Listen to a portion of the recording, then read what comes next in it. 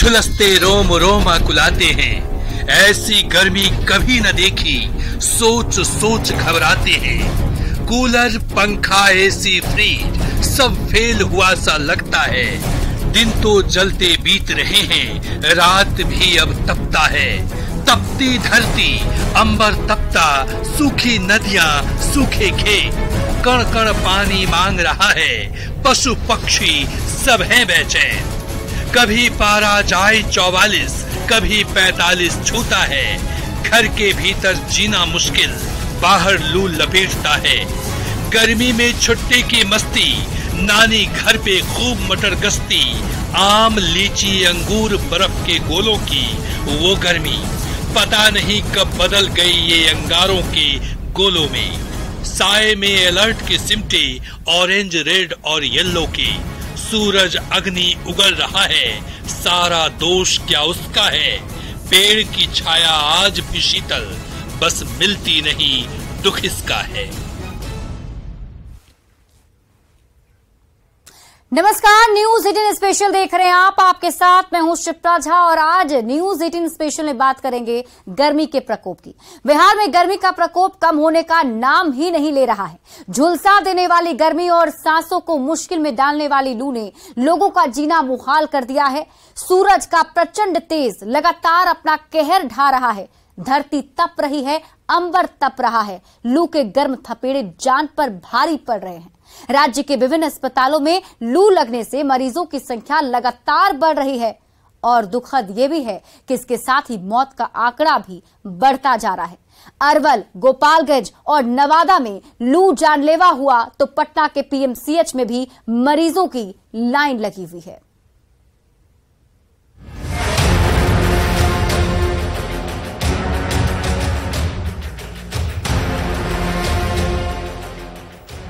गर्मी का ऐसा कहर पहले कभी नहीं बरपा। आसमान से गिरते अंगारों ने वातावरण को आग की भट्टी में बदल दिया है। ऊपर से लू के लगातार पड़ रहे थपेड़े अब जान के जहमत बनने लगे हैं। अस्पताल के बाहर स्ट्रेचर पर पड़े ये शब्द गर्मी के सितम की दुखद कहानी बयां कर रहे हैं। तस्वीरें नवादा की हैं, जहां बीती रात को ही 3 लोगों की लू लगने से मौत हो गई। कई मवेशी चरते वक्त लू की चपेट में आया तो कोई सफर के दौरान, तो कहीं पुलिस के एसआई ने ड्यूटी के दौरान ही दम तोड़ दिया। एसआई मोहम्मद अब्बास वर्सलीगंज थाने में पोस्टेड थे। कोलकाता जाने के लिए मैंने ट्रैवल कर रहे थे बस में। यही नवा मंझवे से बस पकड़े, नवादा जैसे ही क्रॉस किया मैंने, फतेहपुर मैंने क्रॉस किया। वहाँ से थोड़ा तबीयत ज़्यादा इनका ख़राब लगने लगा और लू वगैरह लग गया था यहीं पे। उसके वजह से फिर उसके बाद में बस से हम लोग उतार के फिर गाड़ी बुक करके यहाँ आए हॉस्पिटल में। वो हॉस्पिटल में बता दिया कि मतलब जानवर चरा रहे थे, आया उधर से, उसे लूप लग गया, अब मर गया है। लूप लग गया। लू लग गया जी। हो, कहाँ गए थे? जानवर चराने। कहाँ? अपना बात देने। हाँ। आगे तुरंत घूर गया पानी पीने के बहाना से। हाँ। घर आया तो घर आते आते मर गया। नवादा में लू से हुई मौत का आंकड़ा 2.5 अंक में पहुंच गया है, लेकिन प्रशासन आधिकारिक रूप से 7 मौतों की ही पुष्टि कर रहा है। भीषण गर्मी के कहर का प्रकोप गोपालगंज के लोग भी झेल रहे हैं। गर्मी का मौसम यहां भी लोगों की जान ले रहा है। लू लगने की वजह से यहां 3 लोग काल के गाल में समा गए हैं, जबकि सदर अस्पताल और प्रखंड के अस्पतालों में लू के मरीज लगातार भर्ती हो रहे हैं।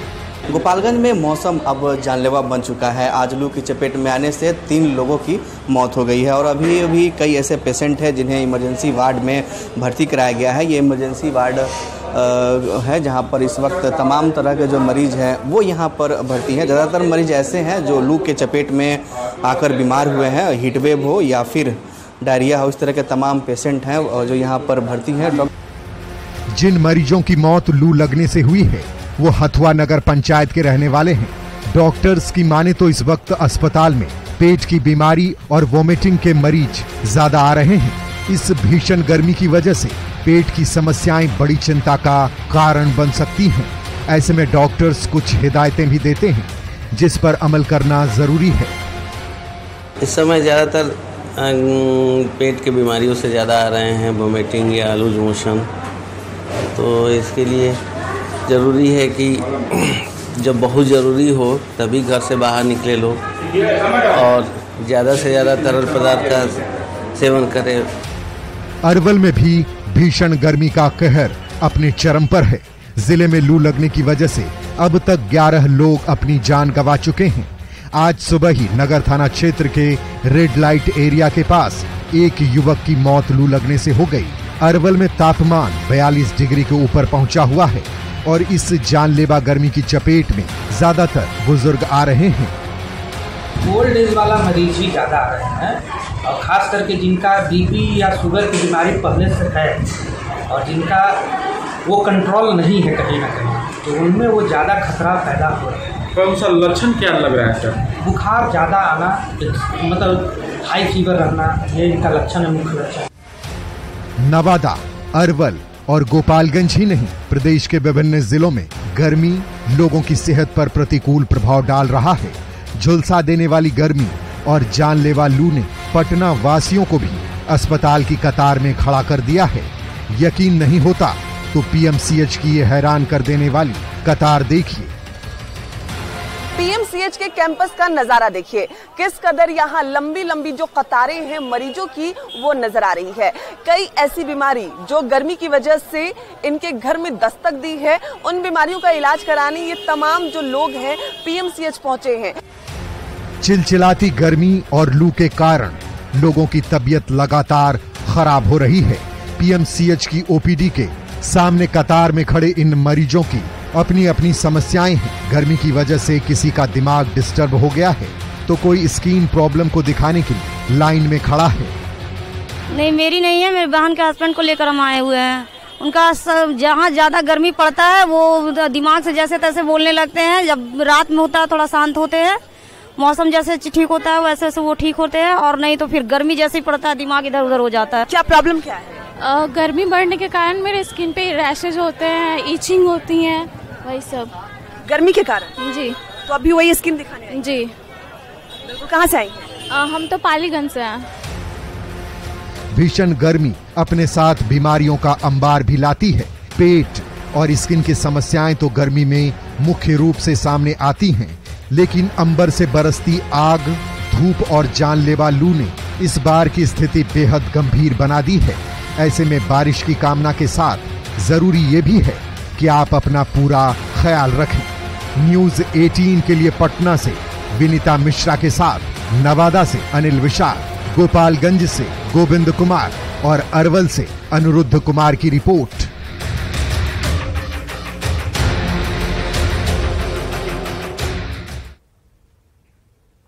बिहार में लू ने 11 साल का रिकॉर्ड तोड़ दिया है और इस भीषण गर्मी में आप किसी से बात कर लीजिए, सबकी जुबान पर बस यही बात बैठी है कि ऐसी गर्मी पहले कभी नहीं देखी। लू के मद्देनजर बिहार के 6 जिले में रेड अलर्ट जारी हो चुका है। 10 से ज्यादा लोगों की अब तक जान जा चुकी है। आसमान से बरसती आग ने आम जनजीवन को बेहाल कर दिया है। कंठ तो सूख ही रहा है, नदी, तालाब, पोखर भी सूखने लगे हैं। क्या इंसान, क्या पशु और क्या पक्षी गर्मी की मार से सब बेहाल हैं। ये खास रिपोर्ट देखिए।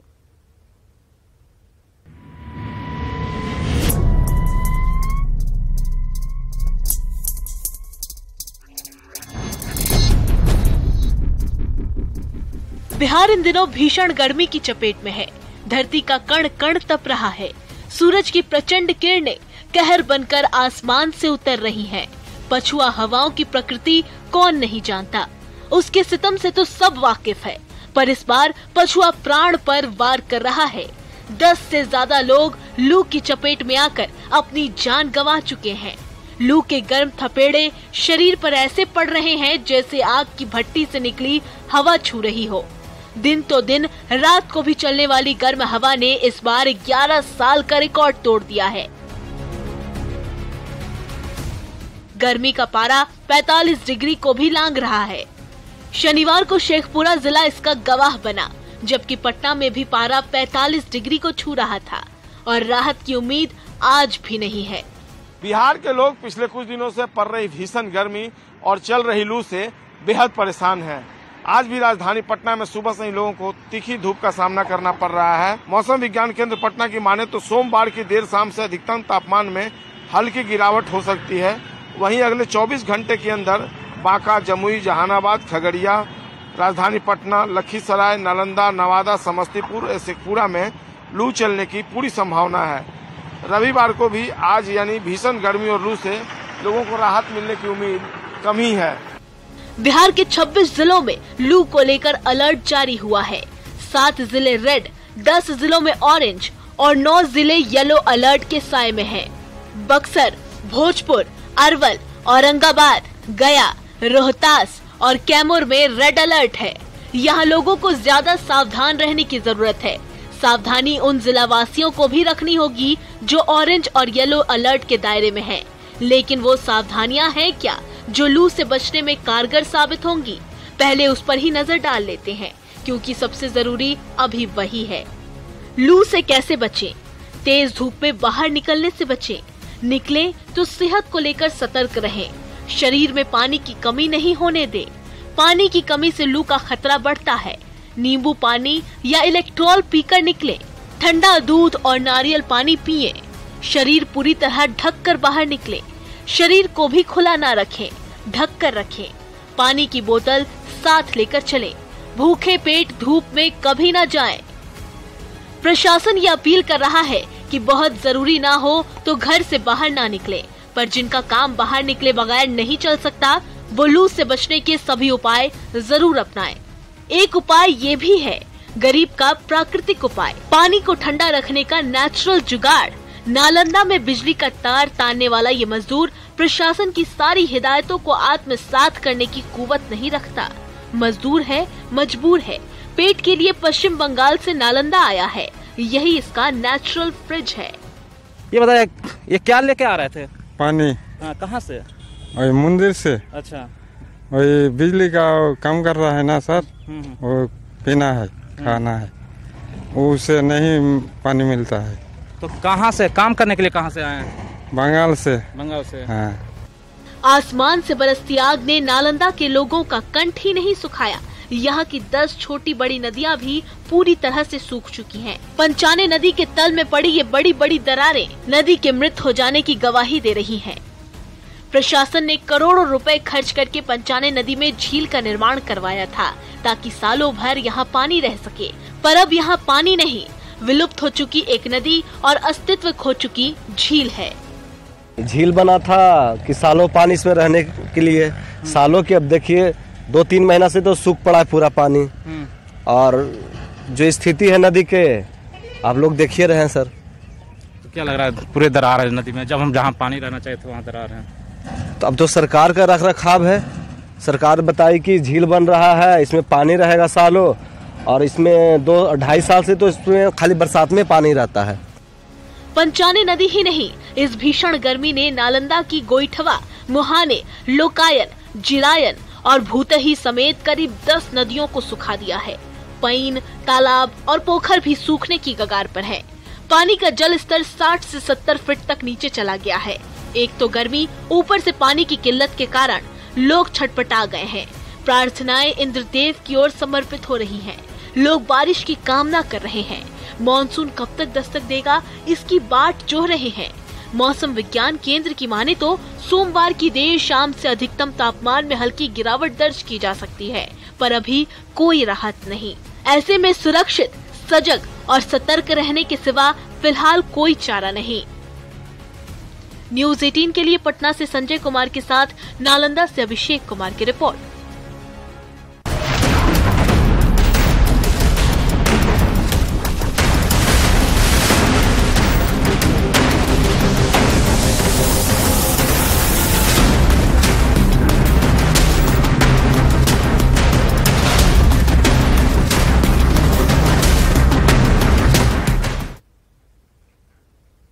और अब बात फिल्म आदि पुरुष की। आदि पुरुष पर बवाल बढ़ता ही जा रहा है। अयोध्या के संतों ने इस पर बैन लगाने की मांग की है। संतों का कहना है कि इस फिल्म से हिंदुओं की धार्मिक भावना आहत हुई है। करो, बैन करो, बैन करो। आदि पुरुष बैन करो, बैन करो। आदि पुरुष बैन करो, बैन करो, बैन करो।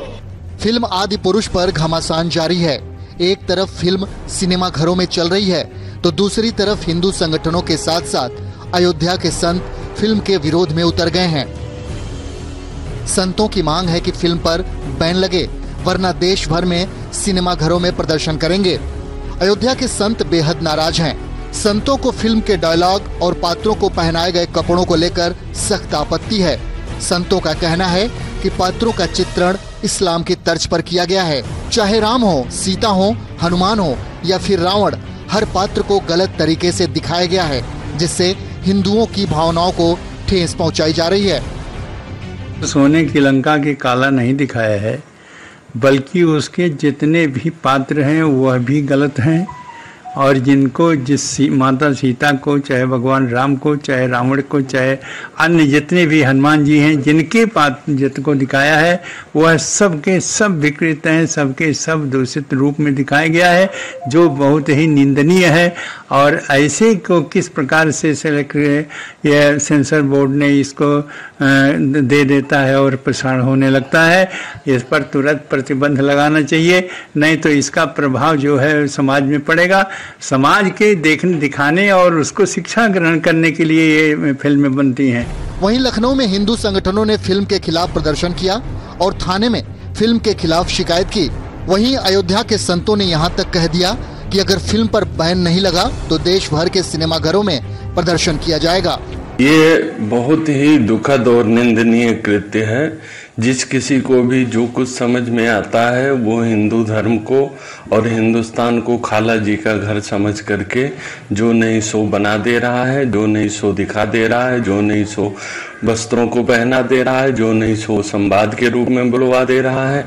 हम लोग इस बात का घनघोर विरोध करते हैं। अयोध्या संत समिति की ओर से सरकार से मांग करते हैं कि इस फिल्म को प्रतिबंधित किया जाए, और नहीं तो हमारे पास फिर एक ही चारा बचेगा कि ये जहां जहां लगेगा वहां वहां हम लोग उस थिएटर में, वहां उस सिनेमा घर में इसका पुरजोर विरोध करेंगे और चलने नहीं देंगे। लखनऊ में आदि पुरुष फिल्म के स्टारकास्ट, डायलॉग राइटर और डायरेक्टर प्रोड्यूसर के खिलाफ अखिल भारत हिंदू महासभा ने शिकायत की। हिंदू महासभा ने उत्तर प्रदेश सरकार से फिल्म को बैन करने की मांग की है। अब ये आदि पुरुष जैसी घटिया फिल्म जब बनती है तो ये चित्र आज जो छोटे छोटे बच्चे हैं ये सालों उनके दिमाग मस्तिष्क में छा जाएगी। तो इसी का विरोध हमने किया है और हमने मांग की है कि आदि पुरुष फिल्म को उत्तर प्रदेश की योगी सरकार ये इसको बैन करे। जब वो नेपाल में बैन की जा सकती है तो यहाँ क्यों नहीं बैन की जा सकती है। वहीं रामानंद सागर के रामायण सीरियल के राम अरुण गोविल ने भी आदि पुरुष पर ऐतराज जताया है। गोविल का कहना है कि सनातन परंपरा के साथ छेड़छाड़ ठीक नहीं है। जिस रूप में हिंदुओं की धार्मिक भावनाएं हैं उसी रूप में रहना चाहिए। परिवर्तन बर्दाश्त नहीं किया जाएगा। हमें अपनी सभी सांस्कृतिक और धार्मिक धरोहरों और मान्यताओं को जैसी वो है वैसी ही बनाए रखना चाहिए। उनमें किसी भी तरह के बदलाव की न तो जरूरत है, न करना चाहिए, और न ही किसी को किसी और को करने देना चाहिए। भला कोई अपनी नींव हिलाता है क्या? कोई अपनी जड़ें बदलता है क्या? हमारी इन धार्मिक सांस्कृतिक मान्यताओं और परंपराओं को किसी भी तरह का कोई नयापन देने की आवश्यकता नहीं है। देखिए, मेरा प्रयास और कर्म तो यही है कि मैं इस जनरेशन को और अगली पीढ़ी को भी वही सिखाऊं, वही बताऊं, वही दिखाऊं जो वास्तव में सत्य है, शाश्वत है और सनातन है। एक बात और सोचने वाली है, किसी और धर्म की परंपरा या मान्यता में जब किसी भी प्रकार का बदलाव या नयापन नहीं किया जाता तो हमारी सनातन धर्म की मान्यताओं परंपराओं के साथ छेड़छाड़ आखिर क्यों? आदि पुरुष फिल्म में डायलॉग लिखने वाले मनोज मुंतशिर बार बार फिल्म पर सफाई दे रहे हैं। वहीं एक बार फिर कहा कि अगर फिल्म के किसी डायलॉग पर ऐतराज है तो उसे हटाया जाएगा। फिर जहां आपको यह लगता है कि नहीं भाई, बजरंगबली के 5 संवादों पे पूरी कहानी है, 4-4.5 हजार लाइनें, मैंने गिनी तो नहीं है पर लगभग इतनी लाइनों के संवाद पिक्चर में है, उसमें से अगर 5 पे ऐतराज है आपको तो ये 5 का ऐतराज मैं शिरोधार्य करता हूं। मैं इतने अहंकार में नहीं हूं, मैं ब्रह्मा नहीं हूं कि मैंने कलम उठाई, लेखनी से जो लिख दिया वही विधि हो गई। अरे बिल्कुल नहीं, मैं राम तत्व को समझने का प्रयास कर रहा हूं, मैं बजरंगबली को समझने का प्रयास कर रहा हूं। मुझे ऐसे दिखे, मुझे लगा बड़ी चंचलता थी उनके अंदर, मुझे लगा वो राम नहीं थे, वो बजरंगबली थे, राम भक्त थे। तो वो ह्यूमर लेके आते हैं राम कथा में, वो उसको बहुत रोचक बनाते हैं। उनके अंदर पर्वतों जैसा बल है, उनके अंदर हजारों अश्वों का वेग है, बल बुद्धि विद्या के देवता हैं। ऐसा नहीं कि उनकी कोई बुद्धि कम है, लेकिन इसके बावजूद जब वो बातें करते हैं बड़ी सरलता से बात करते हैं। मनोज मुंतशिर भले ही डायलॉग पर कैंची की सफाई दे रहे हों, लेकिन संतों और हिंदुवादी संगठनों के विरोध से साफ है कि फिल्म में सिर्फ कैंची से काम नहीं चलने वाला। Bureau report, news 18।